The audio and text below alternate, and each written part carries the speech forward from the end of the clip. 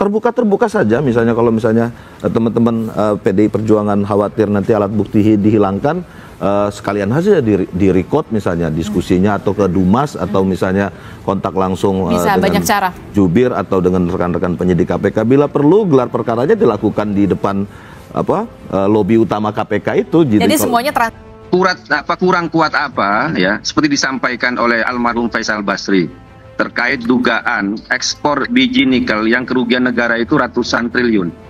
Coba saya nanya, gimana dengan dokumen? Gimana ya? Jelas itu Bang Faisal itu juga waktu itu juga diminta oleh internal KPK untuk menyelidiki kasus ini. Sempat ramai kemudian tiba-tiba hilang. Sudahlah, nggak usah berharap dengan kasus-kasus besar yang lain. Kasus-kasus besar yang lama itu juga masih mandek di KPK. Jadi ini kembali ke soal kepercayaan terhadap lembaga negara, terhadap penegak hukum. Dokumen yang dikatakan rahasia, banyak dugaan-dugaan skandal ini sampai bisa keluar ke luar negeri, begitu dibawa keluar oleh seorang individu. Ini gimana nih, Prof. Jamin? Ya, baik. Saya kira saya nggak tahu pasti nih dokumen apa ya yang disampaikan tadi yang sudah ada di luar negeri. Tetapi kalau memang dia punya hak atas dokumen tersebut terkait dengan akses terhadap dokumen tersebut dan dokumen tersebut tidak merupakan bentuk rahasia negara ya yang benar-benar bisa menjadi dasar keamanan dan keselamatan negara, saya kira nggak ada masalah ya untuk bisa dijadikan pegangan bagi PDIP. Tetapi yang paling sangat penting bagi saya adalah kita kan ingin sama-sama memperbaiki negara ini lebih baik ke depan dalam rangka pemerintahan, kan begitu ya.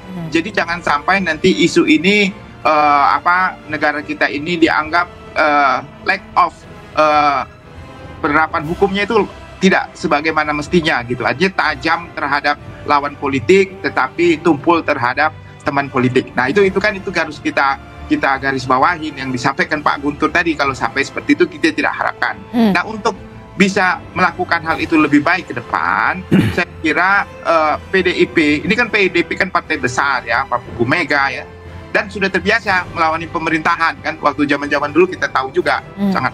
Jadi nggak ada ketakutan yang sangat prinsip. Nah kalau tidak ada ketakutan seperti itu, saya kira dokumen-dokumen itu segera diungkapkan saja, biar kita walaupun saya yakin Pak Guntur tadi sudah berulang-ulang mengatakan tidak percaya kepada KPK, tidak percaya kepada, tetapi sebagai warga negara yang baik ya sudah menaati hukum, kita serahkan, nanti kita kawal bersama-sama.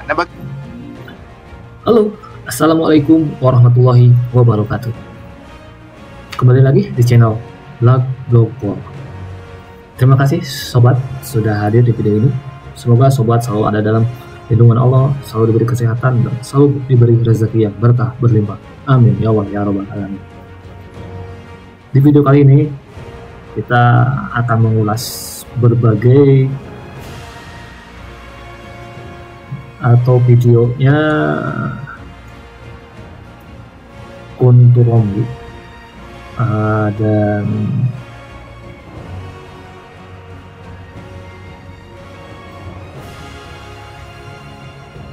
kita akan mengulas tentang isu dokumen skandal para pejabat yang dimana katanya bukti-bukti skandal pejabat itu disimpan di Rusia. Nah, pernah gak sobat membayangkan sebuah dokumen rahasia yang mampu mengguncang dunia politik negeri ini? Dan di video ini mengungkap cerita di balik penetapan tersangkanya oleh KPK pada Sekjen PDI Perjuangan ya, yang masalah tentang suap menyuap Harun Masiku. Bahkan dengan penetapan tersangka ini akhirnya PDI Perjuangan lewat sekjennya Hasto Kristianto itu membuat suatu video yang akan membuktikan dan mengeluarkan data-data bahwa itu ada keterikatannya dengan Jokowi sebagai pemimpin negara sebelumnya. Nah, rame nih. Yuk kita tonton videonya.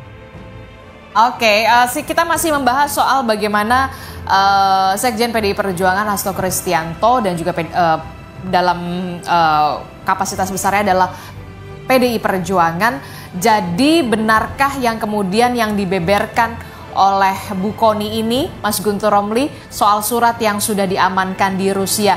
Kalau memang betul, secara politik, apakah ini bentuk perlawanan dari PDI Perjuangan? Iya, benar Mbak, bahwa memang Sekjen PDI Perjuangan menitipkan beberapa dokumen kepada Ibu Kony Bakri waktu terakhir Ibu Kony pulang ke Indonesia. Dan karena ada pengalaman, kami mengalami kriminalisasi, khususnya Pak Sekjen dengan Mas Kusnadi ya, yang waktu itu diperiksa oleh penyidik Rosa waktu ke KPK dengan menyamar, dengan mengintimidasi, tanpa surat penyidikan, menyita HP, menyita buku partai dan lain sebagainya. Padahal itu kan di luar kewenangannya. Jadi waktu itu kami sudah berpikir, Sekjen PDI Perjuangan, bahwa akan ada upaya-upaya untuk merampas, untuk mengambil ya dokumen-dokumen yang bisa jadi itu tidak terkait dengan kasus ini. Misalnya buku partai itu kan nggak ada kaitannya dengan kasus ini, buku-buku catatan partai. Nah karena itulah ketika ada Ibu Kony, kemudian Sekjen menitipkan beberapa dokumen dan itu sudah dibawa ke Rusia dan dinotariskan, dan dari salinan dokumen-dokumen tersebut itu sudah menjadi bahan puluhan video yang mengungkap skandal-skandal politik ya, skandal-skandal korupsi ya, terkait penyalahgunaan wewenang, terkait juga bagaimana pelemahan KPK, kemudian korupsi-korupsi besar yang melibatkan pejabat negara, baik yang saat ini masih menjabat ataupun yang sudah tidak menjabat, begitu Mbak. Jadi itu dokumennya berupa apa Pak? Berupa kertas, dokumen-dokumen rahasia yang berisikan dugaan skandal, atau kemudian ada juga rekaman suara yang kemudian valid sekali, valid betul, atau kemudian juga bahkan ada video? Ya semua bentuk dokumen Mbak, ada video, ada audio, ada teks ya. Itu semua dokumen-dokumen yang kami anggap otentik, orisinil dan sangat kuat ya sebagai bukti nantinya, begitu Mbak. Kenapa kemudian dititipkan kepada Bu Kony yang kemudian akhirnya dibawa ke Rusia? Kenapa nggak langsung aja dilaporkan, dibongkar aja ke KPK atau ke kepolisian? Kita bicara soal kepercayaan publik terhadap lembaga-lembaga negara, terhadap penegak hukum saat ini Mbak. Misalnya kan KPK ini sudah banyak menerima laporan kasus-kasus korupsi besar ya, tapi kan tidak ada tindak lanjut. Misalnya apa yang disampaikan oleh almarhum Faisal Basri terkait dugaan ekspor ilegal biji nikel yang merugikan negara itu ratusan triliun. Bahkan sudah menyebut ada nama Bobi Nasution, ada Erlangga Hartarto ya. Videonya ini sudah beredar, tapi kan tidak ada tindak lanjut. Laporan Ubaidillah Badrun terkait dugaan korupsi kolusi anak-anak Jokowi ya, yang sudah berapa kali dilaporkan tapi tidak ada tindak lanjut. Ini kita bicara KPK ya, belum lagi sekarang ternyata terbongkar ada 78 pegawai KPK yang terlibat pungli dan hukumannya minta maaf. Nah, ini kan soal kepercayaan publik, apakah masih bisa dipercaya? Kemudian juga penegak hukum yang lain misalnya seperti kejaksaan, kasus Harvey Muiz ya, merugikan negara 300 triliun tapi hukumannya 6,5 tahun. Itu kan sangat menyakitkan. Kemudian juga polisi ya, kita tahulah polisi juga bagaimana terakhir-terakhir ini terlibat dalam beberapa kasus penembakan mahasiswa yang kemudian direkayasa, kemudian ternyata terbongkar lagi soal pemerasan terhadap wisatawan Malaysia. Jadi ketika kita melihat lembaga-lembaga negara penegak hukum seperti ini, maka kami sangat berhati-hati, bahkan mungkin akan menunda kalau dokumen-dokumen, kalau laporan-laporan itu akan diserahkan kepada mereka, ini malah akan menjadi bumerang atau malah kasus-kasus ini. Tapi kan kalau nggak diserahkan jadi nggak terbongkar Pak Mas Guntur, kalau tidak diserahkan kepada pihak yang berwenang begitu, entah itu ke kejaksaan atau ke KPK atau pihak kepolisian, jadi nggak terbongkar dong, jadi gimana? Ya kembali kepada kepada yang saya sampaikan tadi, kalaupun kami laporkan juga kami tidak percaya bahwa kasus-kasus itu akan berlanjut ya dengan kondisi lembaga negara penegak hukum yang seperti saat ini. Akhirnya ya kita yang muncul di netizen no viral no justice Akhirnya inilah yang menjadi jalan terakhir bahwa harus kembali melaporkan kepada pemilik tertinggi kedaulatan kekuasaan sesungguhnya di negeri ini, yaitu kepada rakyat.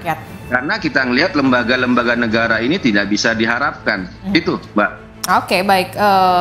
Ini tadi yang disebutkan oleh Mas Guntur Romli, kalau ke KPK, kenapa tidak dilaporkan saja ke KPK? Tidak bisa dipercaya kalau kata Mas Guntur, ke kejaksaan, ke kepolisian. Nah, kalau barang bukti semacam ini, bahkan tadi disebutkan Mas Guntur sudah dititipkan ke Bukoni, bahkan sampai ke Rusia begitu ya. Ada audio, ada video, ada dokumen begitu ya. Anda melihatnya sebenarnya kalau misalkan bisa diberikan kepada KPK, mungkin salah satunya penyidik seharusnya bisa membantu untuk mempercepat membongkar ini yang misal jauh mungkin lebih besar atau semacamnya? Mestinya dalam konteks ini Pak Hasto ya bisa menempuh jalur sebagai justice kolaborator pastinya Mbak, dan dilindungi undang-undang. Juga diatur dalam Undang-Undang 31/1991 dan 30 tahun 2002 Undang-Undang KPK.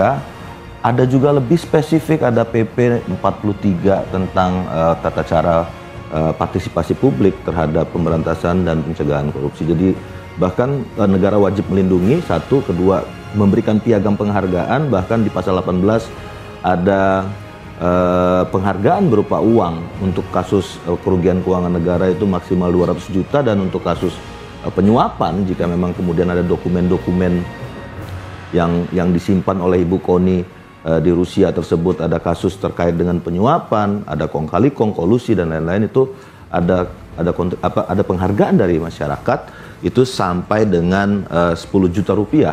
Itu diatur di pasal 18 PP 43 terkait 2018 terkait tata cara peran serta masyarakat dalam pemberantasan dan pencegahan korupsi. Jadi saya pikir sangat terbuka sekali Mbak, sangat-sangat terbuka sekali, dan sangat kita tunggu sebenarnya. Ini yang dari internal KPK pun sebenarnya para penyidik ataupun para penyelidik setiap harinya menunggu-nunggu atau mengharapkan ada alat bukti secara material seperti ini yang bisa diberikan kepada rekan-rekan di KPK di internal, dari pengaduan masyarakat, dari penyelidikan dan penyidikan, dan ini mungkin bisa membuka praktek-praktek korupsi yang lebih besar lagi, big fish lainnya, dan sesuai dengan pasal 11 Undang-Undang KPK 2019 maupun 30 tahun 2002, memang KPK didesain untuk membuka kasus korupsi besar, gitu Mbak. Dan nggak bisa ini dilakukan oleh KPK sendiri. Harus ada peran serta dari masyarakat, harus ada pelapor-pelapor, harus lebih banyak lagi Pak Hasto lainnya yang menyimpan dokumen-dokumen alat bukti material ini dan disampaikan ke KPK, gitu Mbak. Nah itu gimana tuh Mas Guntur, seharusnya mungkin bisa saja seorang Hasto Kristianto itu menjadi justice kolaborator kalau memang Mas Hasto ini memang mau benar-benar membongkar dugaan skandal, dalam tanda kutip saya katakan dugaan skandal pejabat negara. Ya, kami mengerti soal ada undang-undang terkait itu, kemudian lembaga negara yang menjamin saksi seperti LPSK, kemudian aturan-aturan yang lainnya, tapi kembali kepada soal kepercayaan ya. Apakah masih bisa dipercaya? Kalau dokumen-dokumen itu diserahkan, ya, apakah akan ditindaklanjuti atau malah ya dugaan kami juga bisa saja menjadi dihilangkan ya. Karena ini aja deh, kita bercermin dari kasus sebelumnya. Kurang kuat apa ya, seperti disampaikan oleh almarhum Faisal Basri terkait dugaan ekspor biji nikel yang kerugian negara itu ratusan triliun. Coba saya nanya, gimana dengan dokumen? Gimana ya? Jelas itu Bang Faisal itu juga waktu itu juga diminta oleh internal KPK untuk menyelidiki kasus ini. Sempat ramai kemudian tiba-tiba hilang. Sudahlah, nggak usah berharap dengan kasus-kasus besar yang lain. Kasus-kasus besar yang lama itu juga masih mandek di KPK. Jadi ini kembali ke soal kepercayaan terhadap lembaga negara, terhadap penegak hukum. Itulah. Kadang-kadang itu kan kalau kita ngeliat kasus itu, kalau nggak viral dulu di masyarakat, buktinya tersebar di masyarakat dan sebagainya, itu kan nggak ditindaklanjuti. Ini fakta ya, yang terjadi di masyarakat kita. Ketika sudah rame, ketika sudah katakanlah terbentuk suatu desakan dari masyarakat, kemudian buru-buru tergopoh-gopoh untuk menyelesaikan kasus tersebut. Oke. Seandainya beberapa dokumen yang disampaikan oleh almarhum Faisal Basri adalah yang bocor ke masyarakat, saya kira kasus dugaan ekspor ilegal biji nikel itu nggak akan mandek seperti sampai sekarang, Mbak. Itu kalau menurut saya. Gitu. Oke, jadi akan dibongkar atau enggak nih? Pasti dibongkar itu, Mbak. Pasti. Kapan? Itu. Pasti. Kapan hal yang mudah itu? Jadi dipublikasikan dulu baru dilaporkan, gimana? Ya kita nggak mau, tidak ada niat untuk ngelaporin lah. Kita lebih ke bagaimana soal pemberantasan korupsi ini, edukasi terhadap masyarakat, kemudian juga penyalahgunaan wewenang itu juga masyarakat juga tahu. Dan kenapa meskipun sudah ada yang namanya undang-undang, sudah ada namanya lembaga, stucknya tuh di mana gitu kan? Ya karena ya di internal lembaga penegak hukum juga terlibat, petinggi negaranya juga terlibat, ya anggota parlemennya juga terlibat. Gimana kita mau kasus itu jalan kalau semuanya itu terlibat? Maka itu ya harus ada dorongan dari masyarakat itu sendiri itu, Mbak. Oke, saya ke Prof. Jaminun Ginting. Prof. Jamin, apa yang bisa dicermati dari seorang Hasto Kristianto yang kemudian ditetapkan menjadi tersangka dugaan suap Harun Masiku, kemudian juga Mas Hasto berencana untuk membongkar dugaan skandal yang melibatkan, lagi-lagi melibatkan dugaannya adalah pejabat negara yang kemudian dokumennya dititipkan ke Bu Kony di Rusia nih. Apa yang bisa Anda cermati jadinya soal ini dari sisi hukum? Tentu pertama kita harus menghormati segala bentuk laporan yang sudah pernah disampaikan kepada lembaga yang kita hormati, apakah KPK, kepolisian atau kejaksaan. Tetapi kalau hanya masih sebatas terkait dengan rencana, tentu sulit ya bagi penegak hukum untuk menindaklanjuti terkait dengan rencana laporan berdasarkan dokumen yang dititipkan atau berdasarkan kepada dokumen-dokumen yang ada yang belum pernah disampaikan atau belum pernah dilaporkan.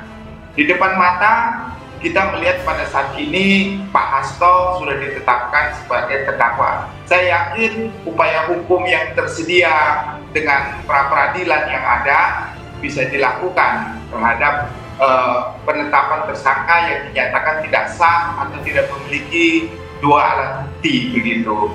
Nah, jadi kalau Mas Guntur mempunyai rencana, contohnya terkait dengan membuat framing dalam masyarakat bahwasanya ketidakpercayaan itu ada sehingga masyarakat terbentuk untuk tidak percaya, tentu ini jalur yang bukan jalur hukum. Saya nggak bisa komentar kalau bukan jalur hukum ya. Nah, tapi kalau terkait dengan bukti yang ada di Ibu Kony di Rusia seperti itu dibawa dan disampaikan membuat laporan, itu tentu sudah masuk jalur hukum. Jadi saya kira kalau ketidakpercayaan terus itu dibentuk, maka saya yakin tidak ada laporan yang bisa berjalan, bahkan mungkin laporan-laporan terkait dengan kedudukan dari Pak Hasto ini terus berjalan begitu. Jadi atau bisa jadi nanti jadi laporan baru terkait dengan isu pencemaran nama baik yang di media sosial yang dilakukan oleh orang tertentu, apalagi kalau terkait dengan lembaga. Jadi saya kira ada baiknya ya, kalaupun ketidakpercayaan itu ada, tetap saja laporan dijalankan, tinggal dikawal sama masyarakat dan dikawal oleh partai sendiri yang begitu besar. Saya kira PDIP cukup besar yang bisa mengawal kasus ini. Jadi tidak terbentuk framing di dalam masyarakat kalau sebenarnya PDIP ini takut sebenarnya. Jadi jangan sampai masyarakat menilai PDIP ini cuma mau balas dendam saja gitu. Isunya mana, buktinya nggak ada juga. Nah, saya kira masyarakat nanti menilai seperti itu. Jadi saya kira harusnya tetap semua laporan. Bisa aja contohnya Mas Guntur melaporkan secara mencicil satu-satu.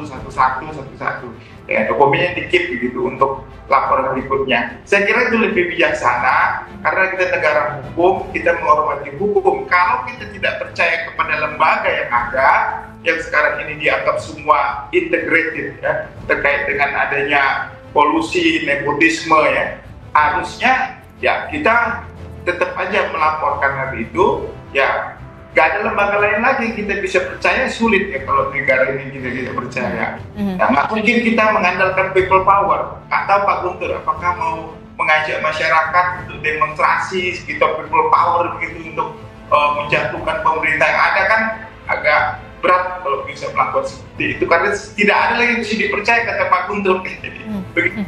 Oke, tapi itu artinya kalau misalkan memang tidak dilaporkan, justru yang dikhawatirkan adalah backfire sendiri ke Mas Hastonya, karena memang bisa jadi nanti bisa dilaporkan soal dugaan pencemaran nama baik, begitu Prof. Jamin? Ya, kalau sampai ada menyebutkan nama-nama tertentu sebagai pelaku suatu perbuatan pidana padahal dia tidak pernah melakukan perbuatan itu, tentu kan dia nama baiknya tercemar, gitu kan? Apalagi itu disampaikan di media sosial, begitu.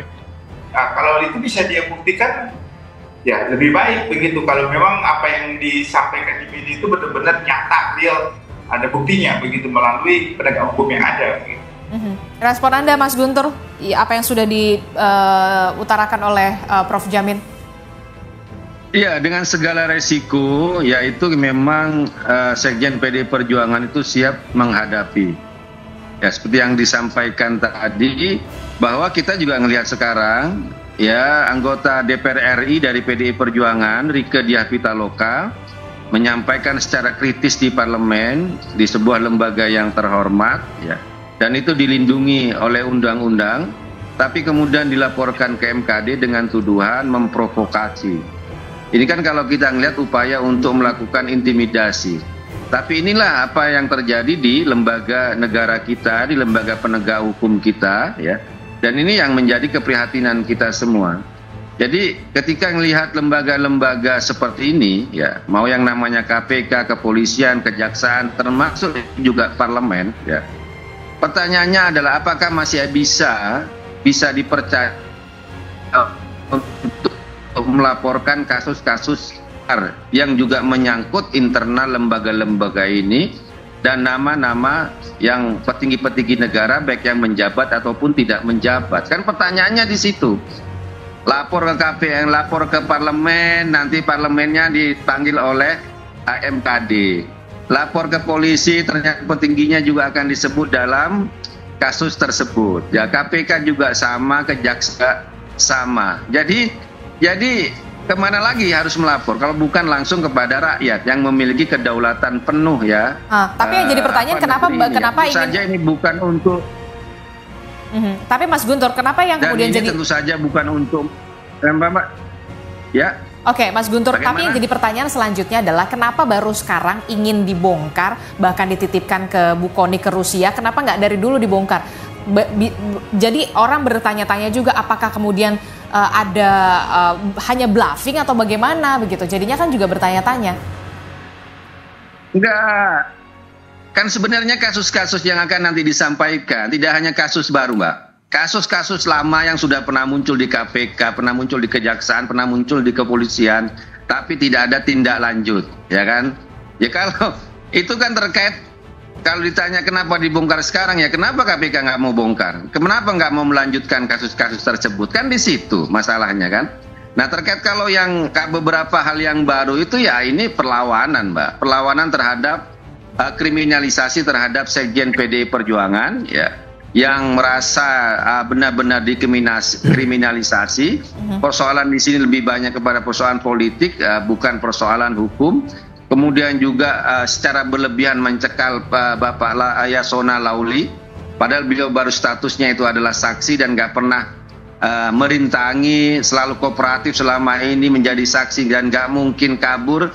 Tiba-tiba dicekal. Ini kan upaya untuk menggiring suatu opini, membuat drama politik, ya. Dan tujuannya ujung-ujungnya itu untuk menyerang partai PDI Perjuangan. Apalagi kan jubir KPK berbicara akan membuka kemungkinan memanggil Ketua Umum Ibu Megawati Soekarno Putri. Padahal kan terkait dengan masalah katakanlah internal partai, masalah pencalekan, masalah PAW. Apa urusannya KPK itu mau memanggil Ibu Ketua Umum, ya, yang jelas-jelas dalam putusan pengadilan, putusannya Wahyu Setiawan yang seorang pejabat negara, pejabat publik waktu itu, yang menerima suap dari Harun Masiku, Putusan nomor 28 tanggal 15 Agustus tahun 2020 halaman 160-161 disebutkan bahwa uang yang diterima oleh Wahyu Setiawan itu berasal dari Harun Masiku. Tidak ada nama Hasto Kristianto di situ. Nah, di situ kita ngeliat secara fakta hukum ini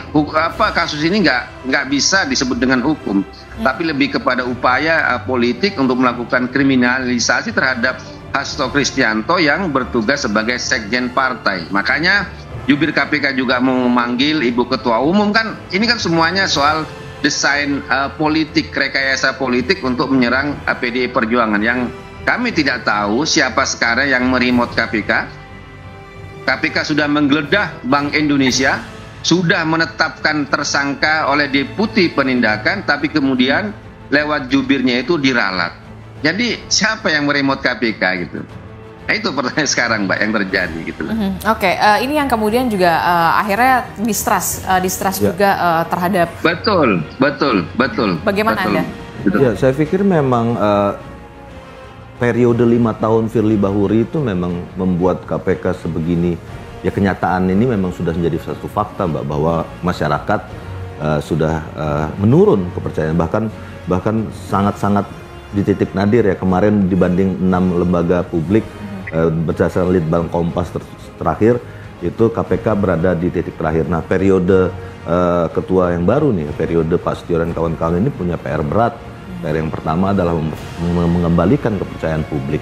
Bagaimana kemudian setelah 5 tahun KPK disibukkan dengan masak nasi goreng, dengan gimmick-gimmick rompi anti korupsi, lalu kemudian lagu-lagu anti korupsi yang diciptakan oleh Pak Firly Bahuri dan rekan-rekan lainnya di periode yang lama itu harus di rebound dengan tindakan-tindakan nyata. Yang pertama itu pastinya operasi tangkap tangan harus diperbanyak. Lalu kemudian kasus-kasus seperti ini tidak hanya, ya mohon maaf, ini tidak hanya harusnya tidak hanya kepada partai oposisi misalnya gitu ya. Ya seperti apa yang dikritik oleh Pak Guntur dan kawan-kawan, saya bisa memahami bahwa ini juga harus dilakukan standar yang sama, dan ini akan harus kita lihat nanti bersama-sama seluruh mata rakyat Indonesia memandang bagaimana kemudian KPK selama 5 tahun ke depan sikapnya tegak lurus dan tegas dengan seluruh apapun itu dimanapun siapapun, atau kemudian dia akan melandai ketika kemudian berhadapan dengan partai penguasa misalnya. Nah, ini memang salah satu yang paling utama yang harus dilaksanakan oleh KPK sekarang untuk periode hari ini, minimal 6 atau 1 tahun ke depan ini harus membuktikan untuk merebound dan mengambil kepercayaan publik kembali, merebut kepercayaan rakyat kembali, dan itu adalah sebuah tugas berat dari KPK yang pertama.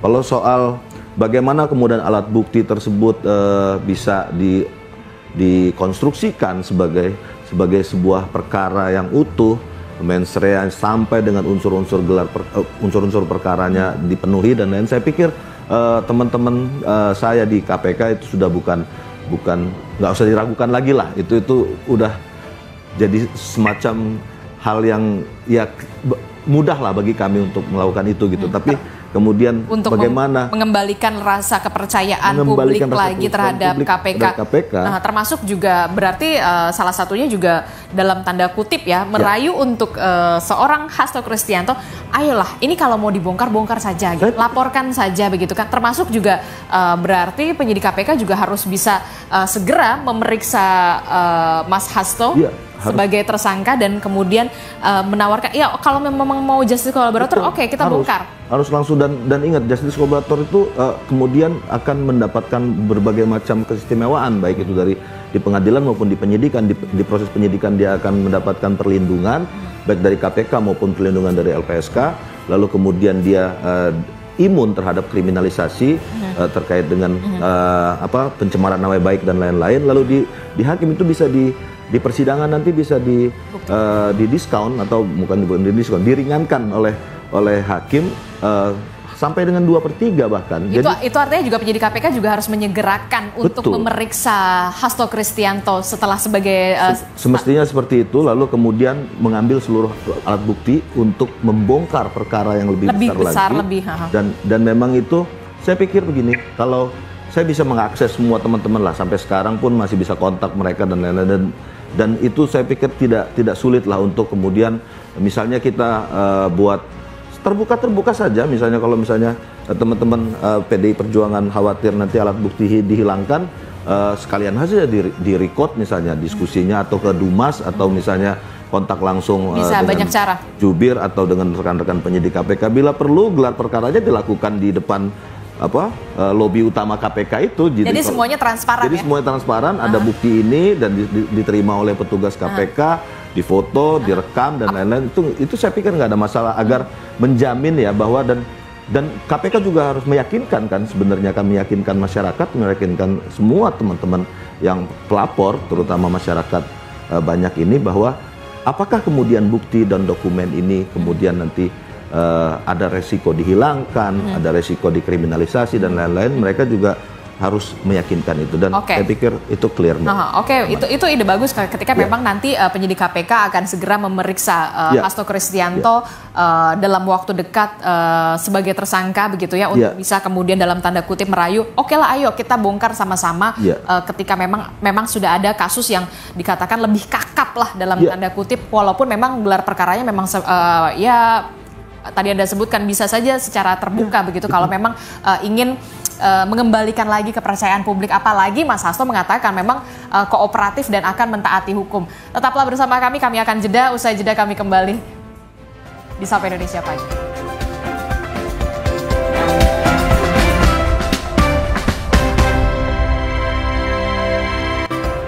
Terima kasih Anda masih bersama kami dalam Sapa Indonesia Pagi. Saudara, masih membahas soal bagaimana kasus hukum yang kita ketahui Sekjen PDI Perjuangan Hasto Kristianto sudah ditetapkan menjadi tersangka dalam dugaan suap Harun Masiku, dan yang terbaru adalah Hasto ini berupaya untuk kemudian membongkar dugaan skandal, sekali lagi saya mengatakan dugaan skandal pejabat negara. Nah, ini yang perlu dibuktikan Mas Guntur, ketika nanti penyidik KPK memang benar-benar dalam waktu dekat segera memanggil seorang Hasto Kristianto sebagai tersangka dalam kapasitasnya ke gedung KPK, apakah ini juga jadi momentum sebenarnya yang harusnya bisa dilakukan oleh PDI Perjuangan untuk bisa mengklirkan juga ke masyarakat, ke publik, ketika Mas Hasto, gambaran saya sih tadi ya, Mas Hasto bisa ke gedung KPK, kooperatif, taat hukum saat diperiksa untuk pertama kalinya sebagai tersangka, dengan menyerahkan bukti-bukti dokumen yang selama ini diutarakan memang memegang dugaan skandal pejabat negara yang walaupun katanya sih sudah diberikan oleh Bukoni ke Rusia begitu. Mbak, selama ini Sekjen PDI Perjuangan itu selalu kooperatif, tidak pernah kabur, tidak pernah ingkar, ya tidak pernah tidak datang lah kalau urusan dengan hukum. Bahkan sampai juga bersaksi di pengadilan tahun 2020 waktu kasusnya Wahyu Setiawan. Kemudian juga Bapak Yasona Lauli juga nggak pernah ingkar, selalu datang, kooperatif.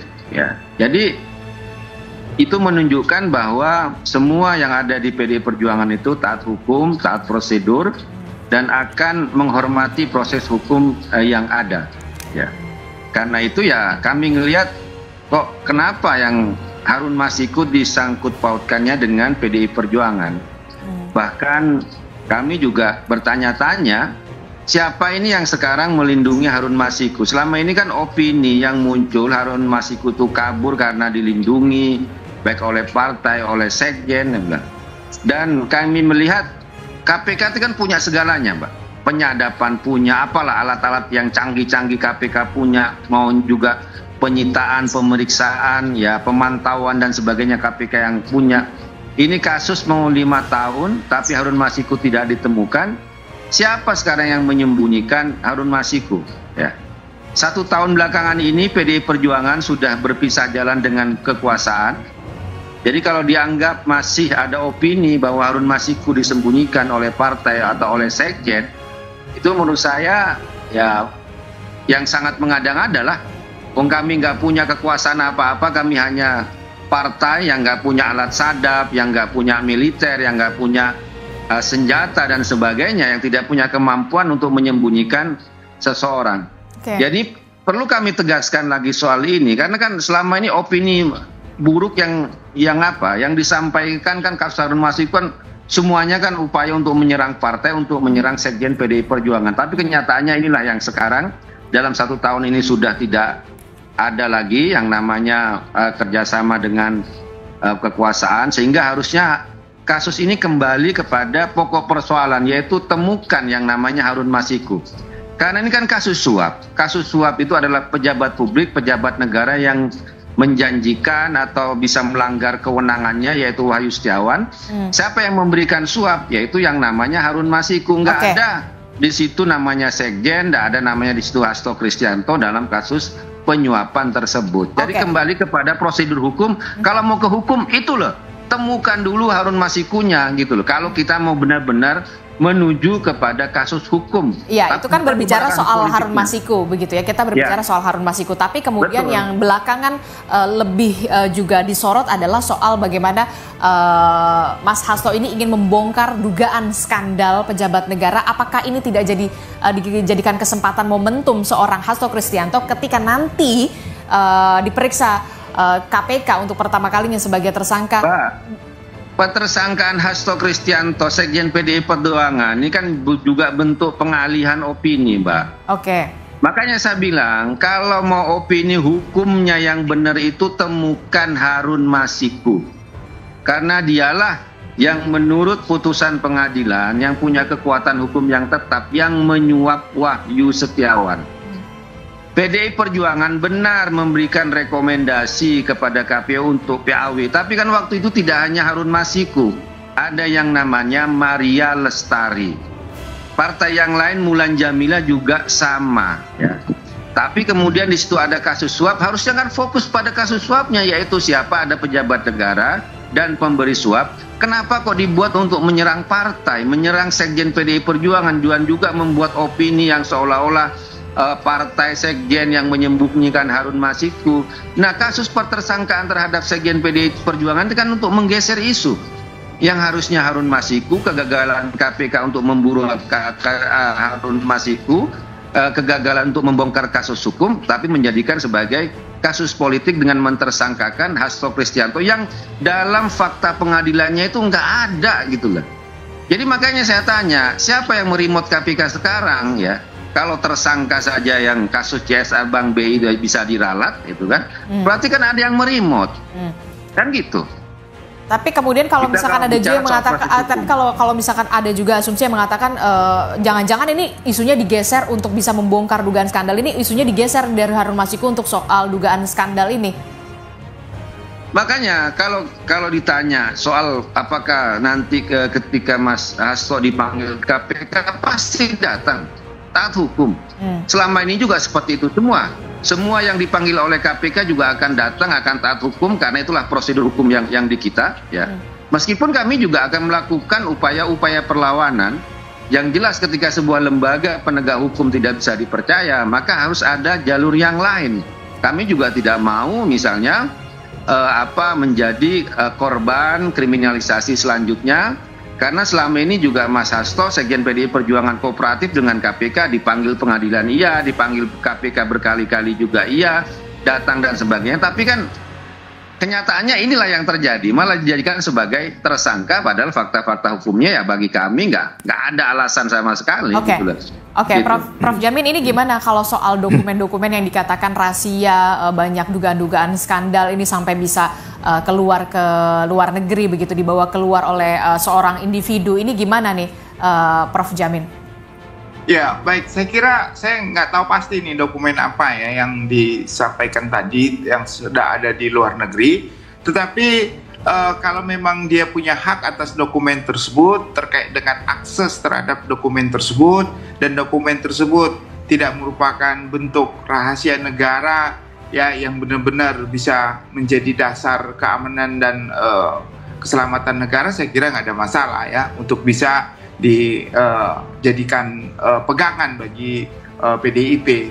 Tetapi yang paling sangat penting bagi saya adalah kita kan ingin sama-sama memperbaiki negara ini lebih baik ke depan dalam rangka pemerintahan, kan begitu ya. Jadi jangan sampai nanti isu ini negara kita ini dianggap lack of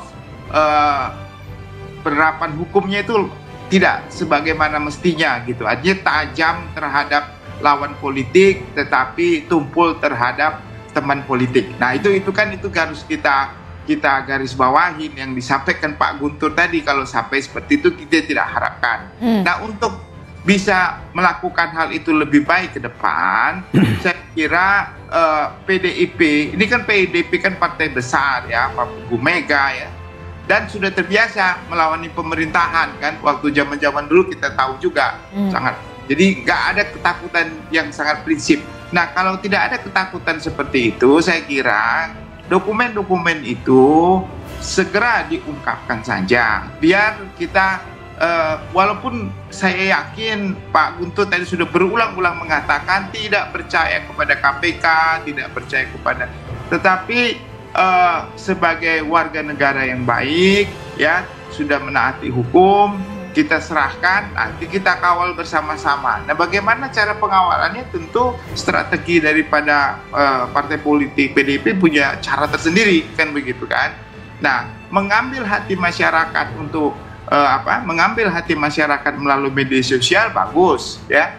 Tetapi mengawal hukum dengan bukti-bukti yang ada itu lebih bagus lagi menurut saya kan. Nah, itulah suatu dasar yang harus dilakukan oleh PDIP. Saya sampai sekarang ya tentu kita yakinlah kepolisian, kejaksaan dan KPK tegak lurus. Walaupun tadi ada remote, dan petik Pak Guntur bilang kemungkinan ada remote yang invisible hand lah gitu ya, yang bisa kita tafsirkan seperti itu oleh penafsiran Pak Guntur tadi. Nah, bagaimana memutuskan penegak hukum dengan invisible hand itu yang harus kita lakukan begitu. Jangan sampai kok mau ya gitu KPK, kepolisian di remote control sama orang tertentu. Nah itu kan agak aneh gitu. Dan ini terjadi 40 atau 50 tahun yang lalu di Hong Kong Pak. Waktu pembentukan ECIC itu seperti ini begitu. Jadi banyak sekali anti korupsi itu dipengaruhi tidak bisa jalan karena dipengaruhi oleh ada intervensi. Iya, nah jadi harapan kita bersama ya kita berhukum itu ya bermartabat begitu ya, berhukum itu bermartabat. Jadi saya kira Pak Guntur juga ya kawal terus kasus yang sudah dilaporkan dan laporkan terus kasus yang belum dilaporkan. Nah itu harus dilakukan. Nah masyarakat tentu percayalah ya kepada PDIP kalau memang itu diungkapkan. Dan kalau di blow up kan kita juga mendukung gitu. Tapi kalau realitanya cuma isu-isu saja, saya khawatir masyarakat menilai ini lebih politik daripada hukum yang ada yang harus ditegakkan begitu Mbak. Dan yang pasti harus dibuktikan, pembuktiannya itu memang harus dilakukan begitu ya Prof Jamin ya? Ya, saya kira dalam bentuk hukum yang bermartabat ya kita harus melindungi pelapor, jangan sampai pelapor juga dikriminalisasi begitu kan. Ini kan kekhawatiran kita, sudah dia melaporkan, dia pula nanti yang dikriminalisasi karena yang dilaporkan itu ternyata ada invisible hand yang disampaikan oleh Pak Guntur terhadap penegak hukum itu. Oke, terakhir Mas Pras gimana? Ya. Kalau Mas Guntur bilang katanya ada remote lah segala macam istilahnya begitu ya KPK. Nah, gimana caranya nih KPK supaya bisa menepis apa yang sudah diutarakan oleh Mas Guntur tadi? Kalau kenapa sampai tidak dilaporkan itu ya, karena itu? Saya pikir gini Mbak, yang paling penting kan kita menguatkan Pak Hasto sebagai pelapor. Ini jadi tidak hanya Pak Hasto, tapi semua rakyat Indonesia yang ingin melaporkan dan membawa bukti dokumen material, dokumen yang benar, dokumen yang merupakan fakta. Ini harus kita dukung, tidak hanya teman-teman PDIP, tapi juga internal KPK pun harus mendukung. Dan saya jamin penyelidik-penyelidik di dalam, teman-teman saya semua itu pasti akan dukung 1.000.000%. Saya yakin. Bahkan pimpinan KPK bila perlu kita telepon hari ini, kita minta waktu mereka dan kita minta mereka menyambut dokumen-dokumen tersebut langsung ke tangan mereka semuanya. Jadi saya pikir kita semua akan dukung, dan apa yang disampaikan oleh Pak Guntur, Prof Jamin Ginting tadi itu sudah betul-betul udah harus seperti itulah jalannya kita hidup sebagai bangsa dan negara yang bermartabat, memiliki moral hukum, itu yang paling penting. Jadi jangan ditunda-tunda, saya pikir langsung saja. Bisa juga, kalaupun tidak Pak Hasto langsung, bisa juga dari rekan-rekan teman-teman PDIP yang lain yang akan melaporkan dokumen mega skandal korupsi dan lain-lain, itu bisa kita kawal semuanya, tidak hanya PDIP yang kawal, teman-teman guru besar, Fakultas Hukum dan lain-lain, juga kami dari Koalisi Masyarakat Sipil pasti akan selalu mengawal semua laporan skandal korupsi yang akan kita bongkar semua beramai-ramai dan bersama-sama. KPK nggak mungkin bisa sendiri, dan pasti insya Allah Indonesia pasti akan lebih baik kalau misalnya kasus-kasus tersebut bisa terbongkar. Kalau kita diam dan kemudian ini juga jadi plot twistnya, kalau misalnya nanti kasusnya diam atau kemudian jangan sampai ini dijadikan tawar-menawar politik, Mbak. Jadi kalau misalnya kalau kasus ini maju, ini akan dibuka, kalau kasus ini nggak maju, ini akan ditutup. Nah ini yang juga sangat berbahaya sekali dan harus kita jaga semua supaya bangsa kita jadi bangsa yang bermartabat. Saya setuju dengan Anda, jangan sampai kemudian ini dijadikan alat tawar-menawar begitu ya. Mas Guntur, terakhir, jangan sampai kemudian ini jadi alat tawar-menawar, Mas Guntur. Oh iya, tentu saja ini bukan alat tawar-menawar, Mbak. Tapi seperti saya sampaikan tadi, ini kan juga bagian dari perlawanan ketika kami merasakan, ketika Sekjen PDI Perjuangan merasakan ini adalah bagian dari kriminalisasi terhadap dia. Jadi ini perlawanan, Mbak. Ini bentuk perlawanan ya, bukan soal tawar-menawar ya, berarti ya. Sekjen terhadap partai, karena kan serangan semuanya kan mengarah kepada partai, kepada posisi sekjen, kepada ibu ketua umum. Jadi kami harus melawan gitu lah. Begitu, Mbak. Oke, nanti kita akan nantikan bagaimana kelanjutan dari soal bongkar-membongkar ini ya, soal dugaan skandal. Tentu kita tunggu KPK juga dengan tangan terbuka ketika memang ada laporan begitu ya, apalagi soal dikatakan dugaan skandal yang melibatkan pejabat negara. Tentu kita ingin sama-sama kemudian memperbaiki ke depan soal bangsa ini begitu ya, soal pemberantasan korupsi pastinya. Terima kasih Mas Guntur dari PDI Perjuangan, kemudian Prof Jamin Ginting, Mas Pras, terima kasih. Pak Guntur, terima kasih semuanya Bapak-bapak, sehat selalu, selamat pagi, Assalamualaikum warahmatullahi wabarakatuh.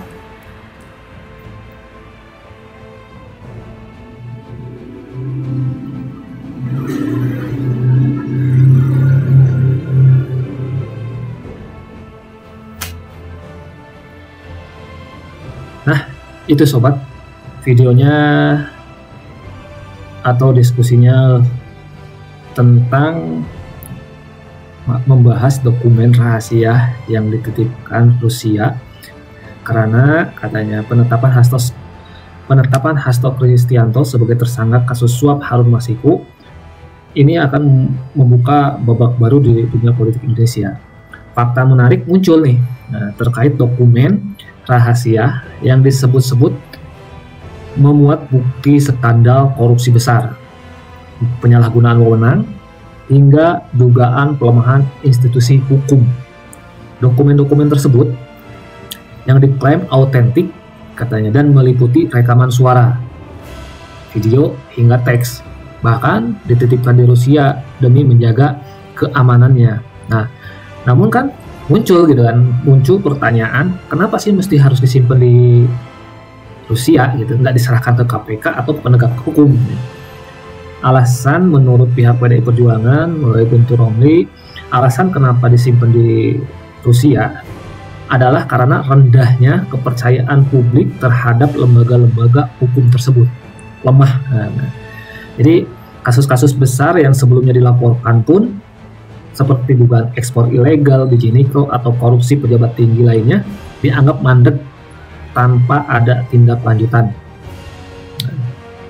Jadi para narasumber diskusi tadi itu mengkritis sikap ini ya. Ada yang berpendapat bahwa langkah hukum tetap harus ditempuh. Nah, meskipun kepercayaan terhadap lembaga penegak hukum itu rendah, ya tetap harus ditempuh. Jika tidak, katanya tindakan ini justru dapat menimbulkan manipulasi politik, bahkan fitnah yang bisa berbalik arah. Ya benar. Jadi kalau misalnya sekarang PDIP hanya berkoar-koar dengan asumsi bahwa dia punya data bahwa yang minta 3 periode itu bukan PDIP tapi Jokowi, kayak gitu kan. Terus bahwa yang mengkriminalisasi Anies Baswedan itu emang perintah Jokowi. Nah kalau kayak gitu kan, kalau misalnya tidak benar-benar tidak dibawa ke ranah hukum, ya nanti suatu saat bisa berbalik arah menjadi fitnah. Tapi kalau misalnya sekarang dibuktikan di hukum terus dilaporkan, ya otomatis walaupun misalnya rendah atau gimana pun, ya masyarakat berpikir, oh ya benar, ini ternyata ada bukti dan ada data gitu kan. Ya. Jadi ya mesti hati-hati ya, karena emang walaupun ini udah musim politik udah mulai berakhir, karena nanti tunggu lagi 2029, tapi untuk menjaga nama baik PDIP yang sekarang diserang dari mana-mana dan dia berdiri sendiri, ya PDIP harus berani membuktikan itu di ranah hukum. Jadi apa benar nih dokumen-dokumen tersebut yang disimpan di Rusia itu menjadi senjata pembongkar atau berakhir sebagai hanya wacana politik, nakut-nakutin doang gitu kan. Yuk kita saksikan aja bagaimana nanti ini perang politik PDIP sama Jokowi ini terus berlanjut. Oke, yuk tanggapi sobat di komentar bagaimana tanggapan sobat semua antara ramenya PDIP ini dengan setiap PDIP diserang selalu dikait-kaitkan dengan Jokowi. Permasalahan PDIP sekarang diserang itu ya karena ulah Jokowi. Gimana pendapat sobat semua? Kalian komen ya di kolom komentar. Ya. Jangan lupa untuk like dan share video ini. Terima kasih sudah menonton. Assalamualaikum warahmatullahi wabarakatuh.